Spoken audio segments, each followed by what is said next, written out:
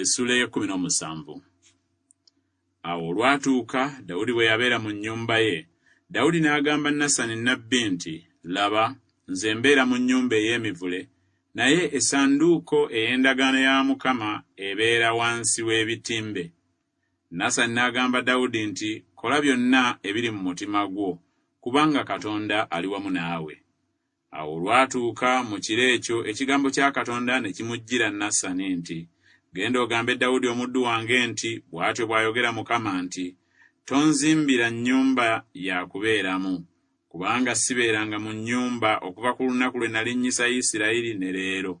Naye navanga mu weema ne mbeera mu weema, era navanga mu nsiisira ne mbeera mu nsiisira endala. Mu bifo byonna gye naakatambula ne Isirayiri yenna, nali njogedde ekigambo n'omulamuzi yenna ku balamuzi ba Isirayiri be nalagira okuliisa abantu bange nga njogera nti, kiki ekyabalobera okunzimbira ennyumba ey'emivule?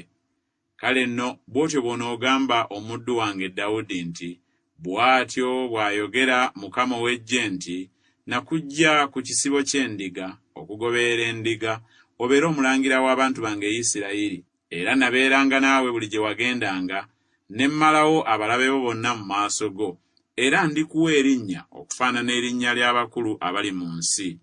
Era ndibateekerawo ekifo abantu bange Isirayiri, era ndibasimba babeere mu kifo kyabwe bo, baleme okujjulukuka nate. So n'abaana b'obubi tebaabazikirizenga nate ng'olubereberye. Era nga bwe kyali okuva ku lunaku lwe nalagira abalamuzi okufuga abantu bange Isirayiri, era ndiwangula abalabe bo bonna. Era nkugamba nga Mukama ali kuzimbira ennyumba.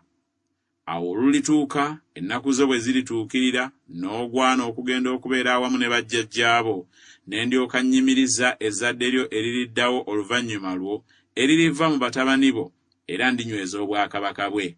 Oyo yali nzimbira ennyumba, era ndinyweza entebe ye emirembe gyonna.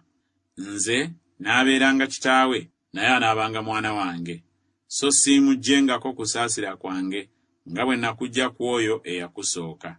Naye n'amutuuzanga mu nnyumba yange ne mu bwakabaka bwange emirembe gyonna, n'entebe ye eneenywezebwanga emirembe gyonna.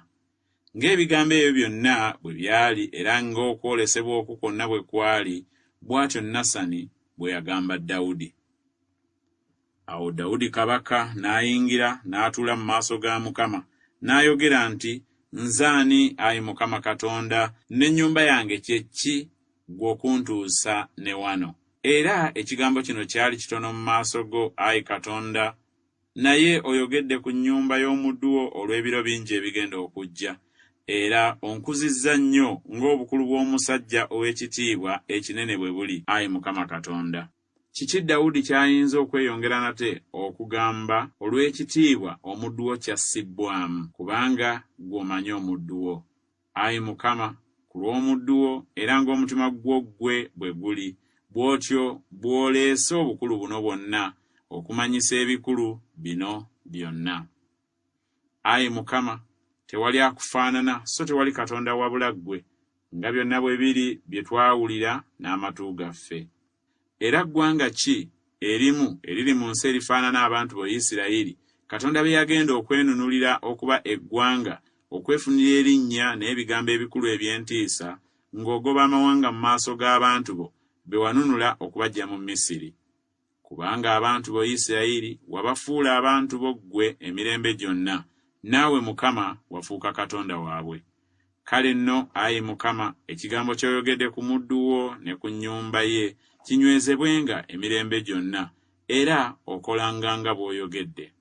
N'erinnya lyo linywezebwenga, ligulumizibwenga emirembe gyonna, nga boogera nti, Mukama ow'eggye ye Katonda wa Isirayiri, Katonda eri Isirayiri, era ennyumba ya Dawudi omuddu wo enywezebwa mu maaso go. Kubanga ggwe, Ayi Katonda wange, obikkulidde omuddu wo oli muzimbira ennyumba, omuddu wo kyavudde alaba okusaba mu maaso go. Era nno, Ayi Mukama, ggwe Katonda, era osuubizza omuddu wo ekigambo ekyo ekirungi, era kaakano osiimye okuwa omukisa ennyumba y'omuddu wo, ebeerere mu maaso go emirembe gyonna, kubanga ggwe, Ayi Mukama, owadde omukisa era eweereddwa omukisa emirembe gyonna.